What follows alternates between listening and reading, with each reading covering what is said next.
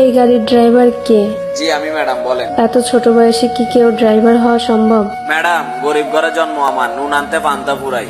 পড়ালেখা করা হয়নি, খুবই অল্প বয়সে মোটর লাইনে এসে রোদে পুড়ে বৃষ্টিতে ভিজে হেল্পারি করে ড্রাইভার হয়েছি।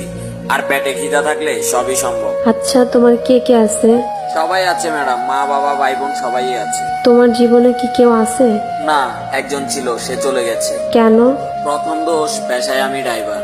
দ্বিতীয় দোষ, আমি গরিব। এমন কিছু অপরাধ দেখিয়ে সে কোনো এক প্রতিষ্ঠিত ছেলের জীবন সঙ্গী হয়ে গেছে।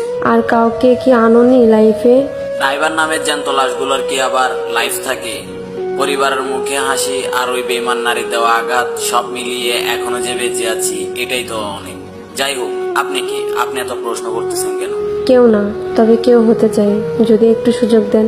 ড্রাইভারদের কষ্টের কথা শুনে হয়তো বা মায়া লাগতে পারে, কিন্তু কেউ কখনো তাদেরকে মন থেকে ভালোবাসতে পারে না। আমি বাসবো। এইটা আবেগ ম্যাডাম, বাস্তবতা।